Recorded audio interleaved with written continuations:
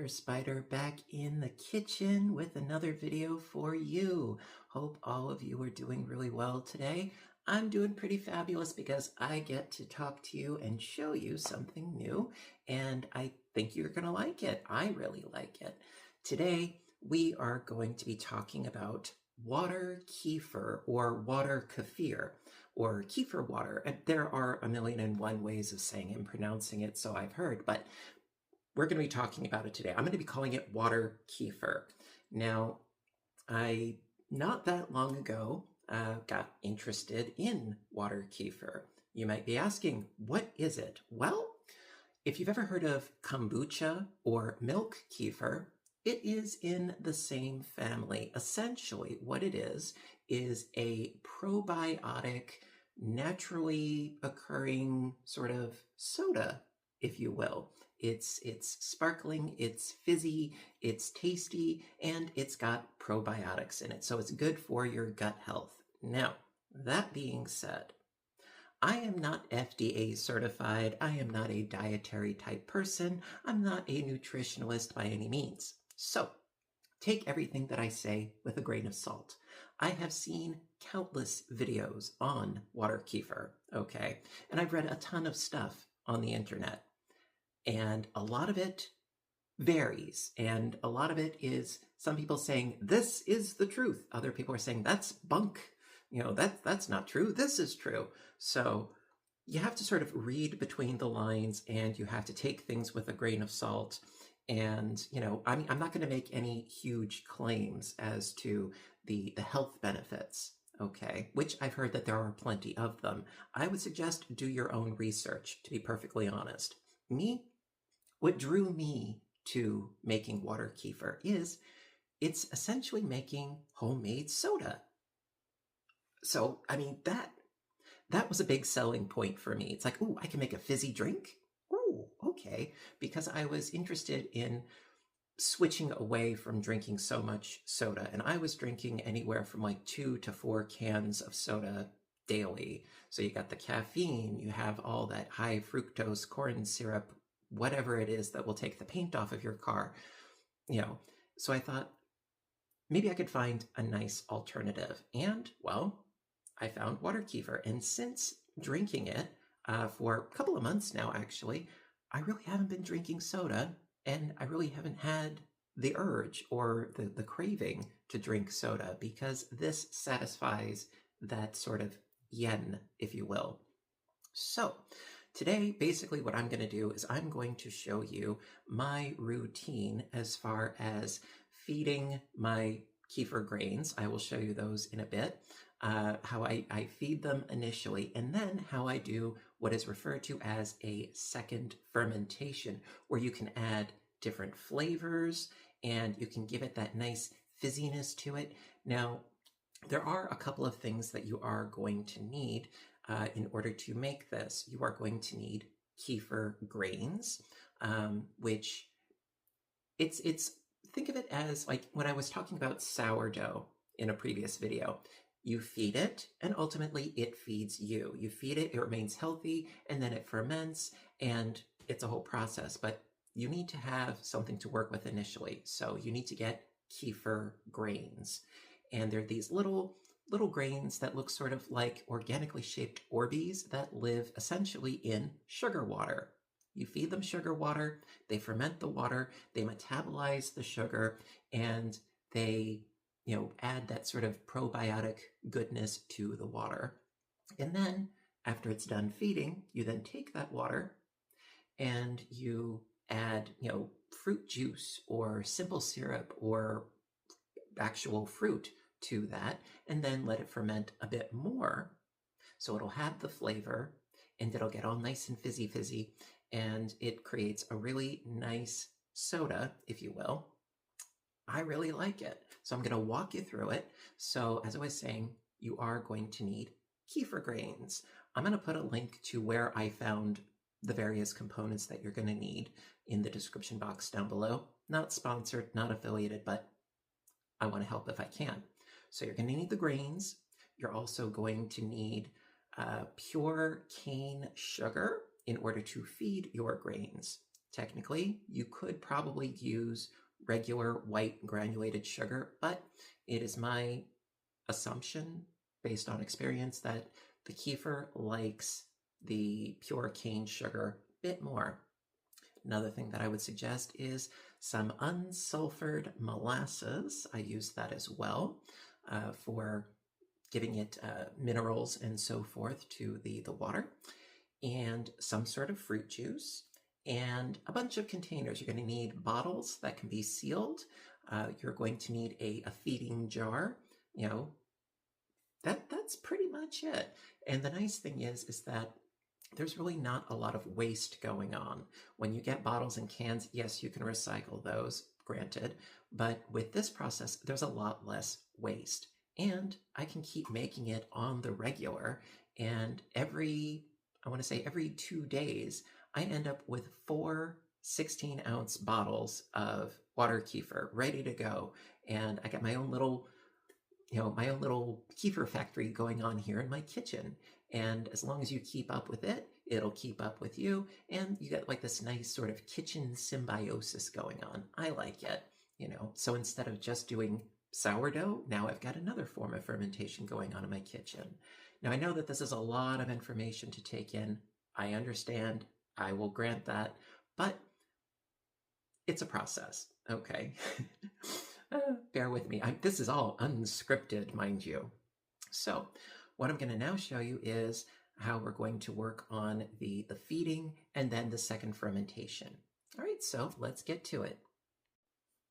Hello again.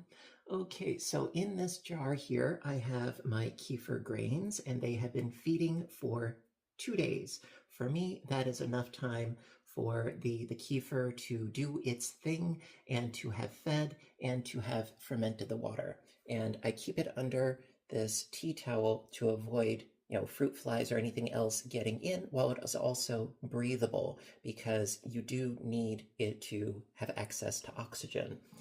And so I'm just going to take this off. And this is my kefir. Now the grains are at the very, very bottom there. And I don't know if we're going to get any bubbly action here, but I don't know if you can see. Oh, there's the bubbles. There's the bubbles, his little burps going on. And that is what happens over the course of the kefir grains feeding on the sugar water. And so what I'm going to do is I'm going to take a taste test of our kefir here, because if it still is rather sweet, then it's not ready yet.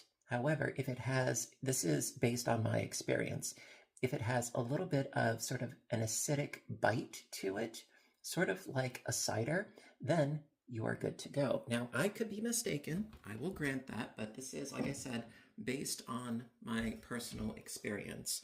Prior to me making it, I'd never tried it before, so I had no idea what to expect from this process. So I'm going to do a little taste test just to make sure that it is in fact ready to go.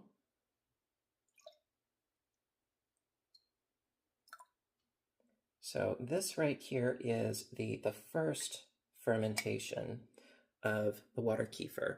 So because this is not enclosed, there's no actual pressure buildup, and so it's not going to be fizzy, but it will have that sort of acidic, sort of like a sweet / acidic flavor to it. So let me give it a quick taste test here.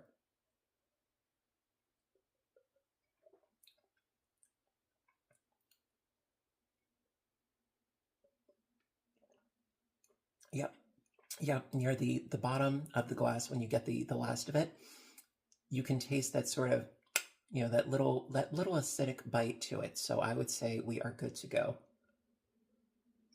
Now, technically, you can drink it like this with no problem. However, I really like giving it the fizz, which I will show you later, don't worry.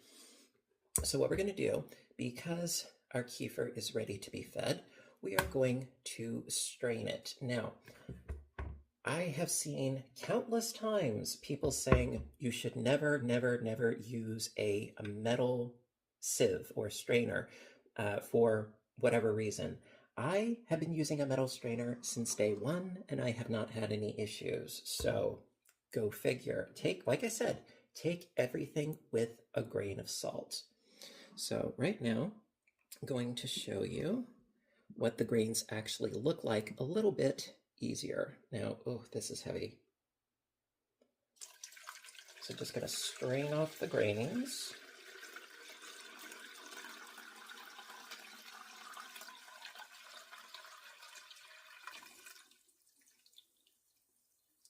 Whoop, there we go. And another thing about the grains is that over time, they multiply. They grow and they bud and they multiply. Originally, when I got my grains, I had about 1/4 of a cup of grains. They have multiplied since. They're not like gremlins in water. They're not that fast, but they do multiply. So I'm going to give you a bit of a close-up here. So you can see they look sort of like, Orbeez, Rice Krispies in that realm, if you will. And they're sort of jelly-like. And so now that this has been drained off, that is the first ferment, I'm going to put these back in their jar, their feeding jar. Get in there.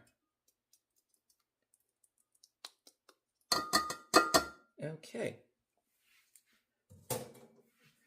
So what I'm going to do now is I'm going to cover up the first ferment. We are going to deal with that in a bit. But right now, we are going to deal with feeding the grains so that they can be all nice and in condition to move and groove in approximately 2 days. So we're going to go from there. Okie dokie. So right now at the sink, and I'm going to show you how to feed the grains. Now, like I said, this is based on my experience and how I've been doing it since pretty much the beginning. So I'm going to need a nice large measuring cup, and this container holds, this is my grains at the bottom, this container holds about 8 cups of liquid. Now, because I have about half a cup of the grains, they multiplied that much since I got them. Initially, it was 1/4 of a cup of grains, but right now I've got about half a cup of grains in here. So that being said, the ratio in which I feed them is, it's for every half a cup of grains, it would be half a cup of sugar and 8 cups of water. I'm going to go through this actually twice because I don't like to overfill this. I'm trying not to be confusing, trust me. So I just use tap water, okay? Some people, they use, filtered water or, distilled water or whatever. I just use my tap water, and I have not had any issues. And first, you're going to want to have your tap water to be not scalding hot, but definitely on the warm, hot-ish realm, okay? Because we need to dissolve our sugar. So first, about 2 cups into our measuring cup here.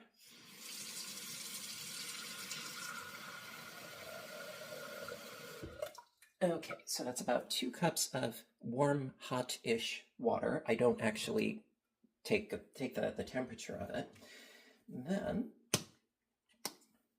going to add 1/4 of a cup of my raw cane sugar here. If I said pure cane sugar before, it's raw cane, excuse me.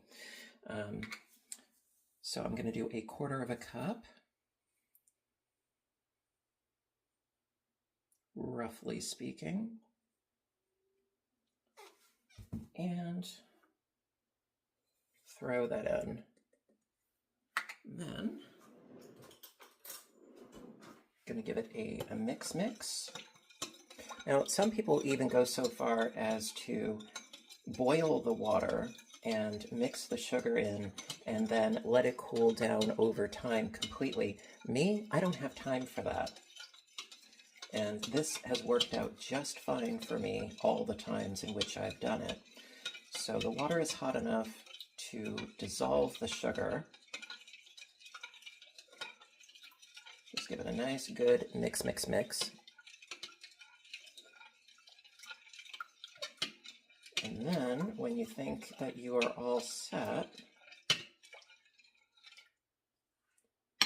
then switch over to cold water, because the last thing that you want to do is use hot water on your kefir grains. You'll kill them. Okay,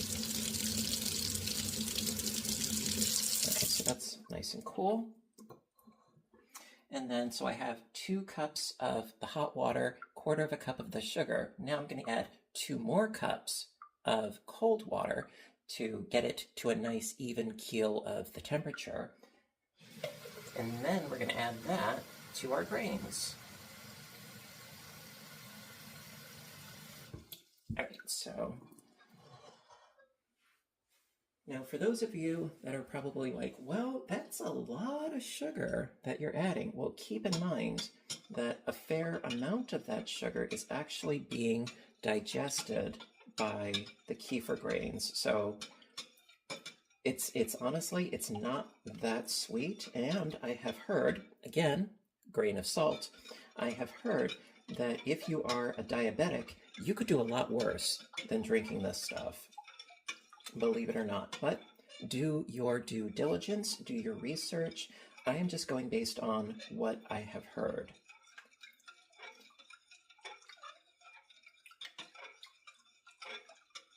Okay, so now the temperature of this should be good to go.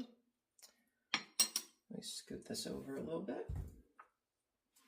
And then I'm going to add our first batch. And we're going to do this again.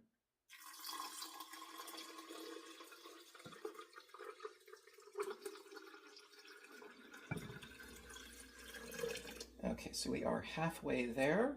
Perfectly fine. And, well, let's do it again. So, get my sugar ready. Now, on this second batch, what I do is I do it almost exactly the same, except I add some molasses.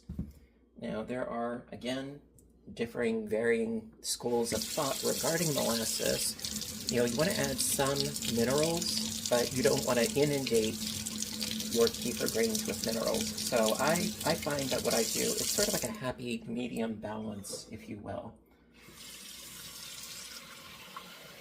So let's get our 2 cups here of hot water. Very good. 1/4 cup of sugar once again. And then going to add, this is unsulfured molasses. Going to add 1 teaspoon.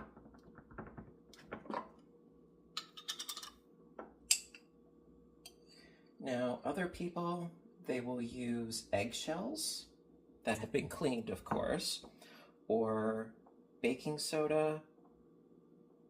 There are a number of different ways where you can add minerals. This has worked out for me just fine. And quite honestly, you don't get sort of like a weird molasses flavor, to be perfectly honest.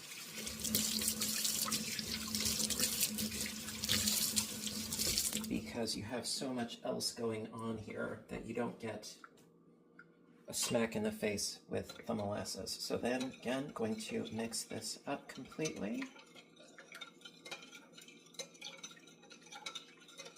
And to be perfectly honest, sometimes I will not use the molasses. You know, I will mix it up upon occasion.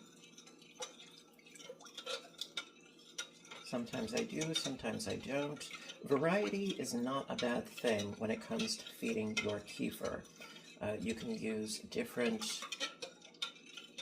sugars, because I think one of them was a pure cane, and then one of them was a raw cane sugar. And I have heard that giving your kefir grains a little bit of variety is actually preferable, sort of like a change in their diet. As far as the timeline, it's always been the same. Okay, now for some cold water. There we go. 2 more cups.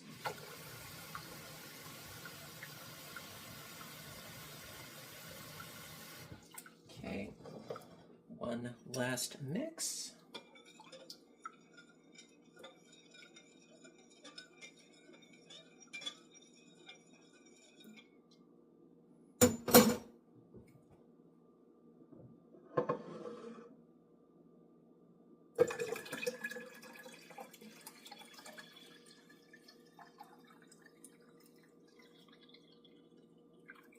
Okay, and then going to cover this with my tea towel for 2 days. And for me, that is sufficient time for it to completely have fed. Now, there are, of course, factors like what the ambient temperature of your kitchen is. That does play a part in it. The warmer it is, the faster it metabolizes. The colder it is, the slower, etc., etc. Through experimentation, I have found that for me, 2 days does seem to work out just fine. That being said, let's now go into the second fermentation, feeding. Okay, so now that our initial grains, the first ferment is ready to go, I have it under its towel over there. And so now what to do with what we have already fermented. This has been fermented once. Now we're going to get it ready for the second ferment, which means feeding it some juice. Now I have experimented quite a bit with different flavors, different juices, different things. Now, the funny thing is that the best results that I have found as far as a good fizz quality and flavor, of all things, juicy juice, the most juvenile sounding beverage known to man. Juicy juice.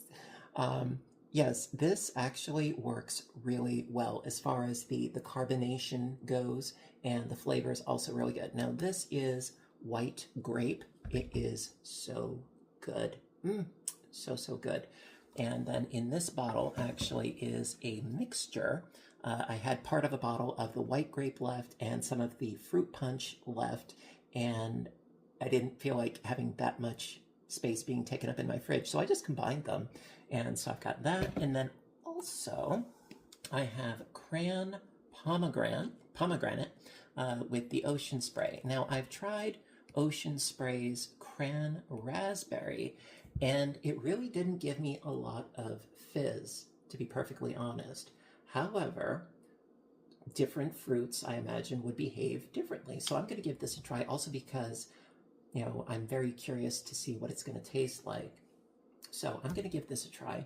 Welch's Concord grape juice, that worked actually pretty well. I have also made various simple syrups where you take sugar and water and some sort of flavor, and you basically make a viscous flavored syrup. It's really not difficult to do, and the taste is awesome, and you can make so many different kinds. However, my issue is that it really didn't get the fizz. Very, very disappointed by that, because I made the most awesome lemon ginger simple syrup, and it tasted so good, but I did not get any fizz out of that. So you're going to need to experiment a little bit in order to get the results that you want. I mean, the taste was incredible, but sometimes you can't get what you want in life. So the bottles that I was referring to, these are a mainstay. You are going to need this kind of a bottle because this is made for fermentation and for pressure, because it has a little rubber doodad on the cat there, and then you can lock them into place. So because you need something that's going to be able to withstand pressure, and also they are easy to clean. They're totally reusable. In fact, you can take off these doodads and pop them into the dishwasher. I do them by hand. I have no qualms about that. I am going to show in the description box the link where I got these as well. They're not that expensive, and I really like these. Now, as far as how many you're going to need, I would suggest get about a dozen of them, because if you don't plan on drinking this every day, the bottles are going to add up in your fridge fast, okay? Let me just tell you that. Now, as far as the measurements go for the second ferment, I use about half a cup of juice, and then I fill up the rest of the bottle with the water kefir. And like I said, these are 16-ounce bottles.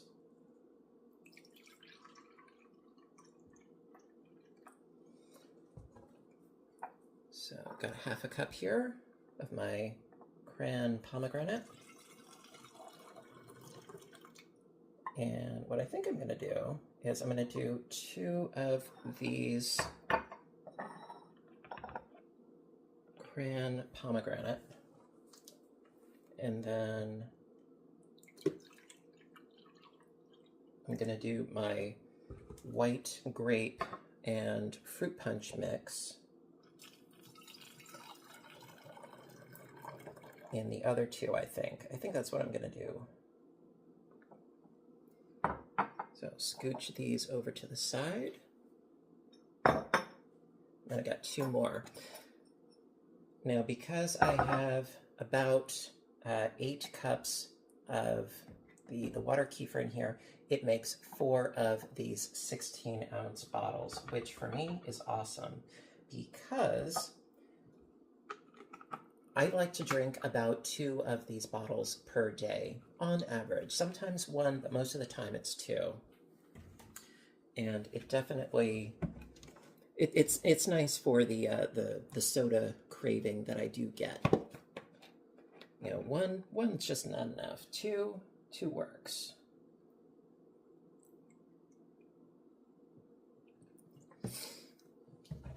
Now, if any of you watching know what I'm talking about as far as the simple syrup and how it doesn't give a fizz, if you know of a solution for that, please let me know in the comments section, because I would love, love, love, love to make up some lemon ginger simple syrup again, because I loved it so much. The taste was awesome, because it did remind me sort of like a ginger ale of sorts. It's really nice. Okay, and well, we are in the home stretch. Okay, last but not least, going to add our water kefir to about here. You want to give it some room, because when you open these bottles after a day, they want to reenact Mount Etna on you, because the fizz can get a little bit crazy. So you want to give them some breathing room. So you don't want to fill it all the way up to the tippy top. And if you do, well, don't say I didn't warn you.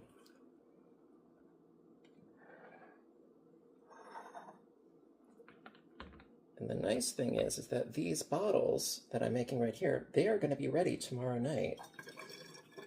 You know, it only takes about a day for them to be good to go. Again, based on my personal experience.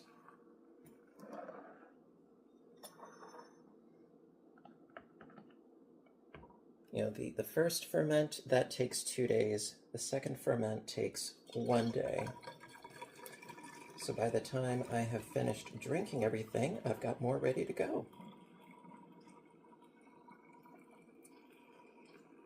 Isn't that a beautiful color? Oh, so gorgeous.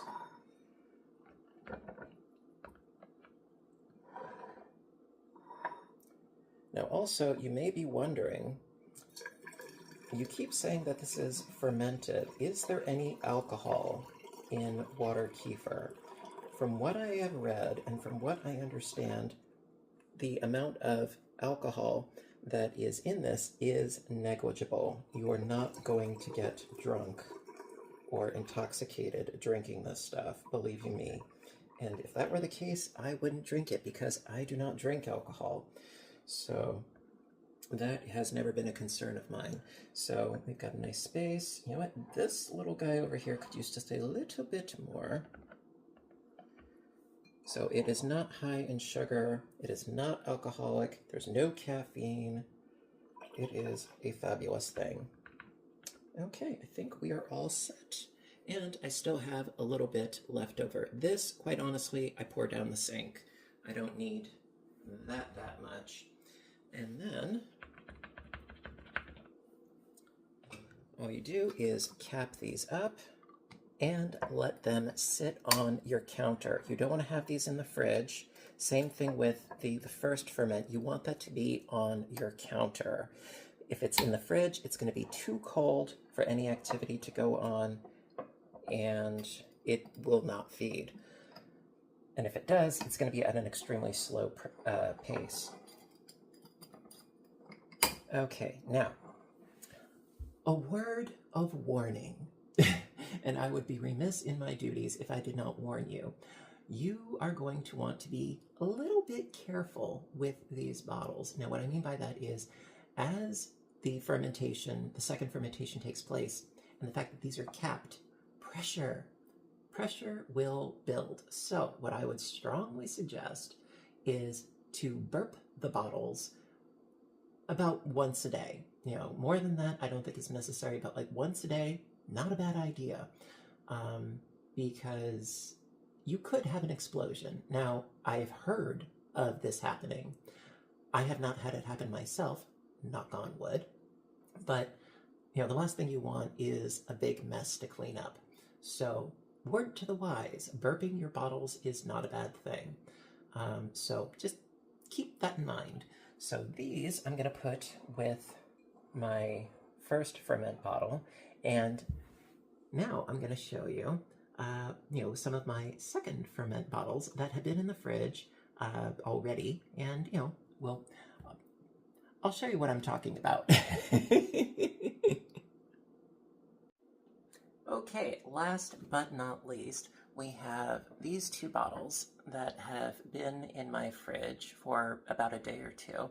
And when they're in the fridge, you don't have to worry about them, you know, getting absolutely crazy. Although it's not a bad idea to burp them, you know, if they're going to be in there for a bit, just in case. Precautionary measures are never a bad thing. And so this one right here is the water kefir with the fruit punch, and this one is, you can see a slight difference. This one is the one with the white grape, which I'm going to have now. This one I'm going to put back in the fridge.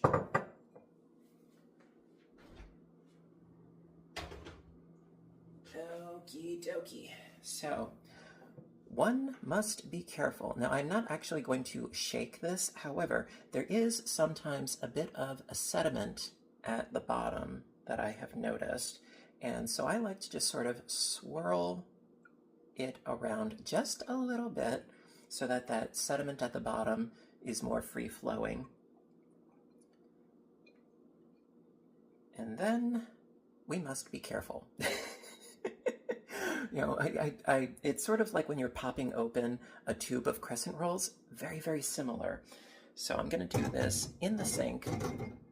Actually, let me do it over here so you can get a better view. I may regret this, and so wish me luck. Woo! Okay, very, very fortunate that it didn't erupt like Mentos in Coke, but yeah. And so it has a nice fizz to it. You can see the bubbles coming up to the surface there. Sometimes it is a lot more forceful, but bottoms up.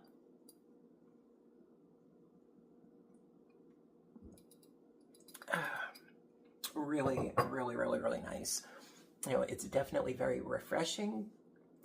To me, it reminds me of sort of like a sparkling cider, a non-alcoholic sparkling cider. And the beauty of it is that you can create so many different flavors. Now, I don't know how well or not well that the cran pomegranate is going to work, but I'm willing to try it, because if worst comes to worst, it doesn't fizz, and I still got the juice that I can drink regardless. So not a bad deal. It's kind of a win-win if you ask me. And you can make this indefinitely.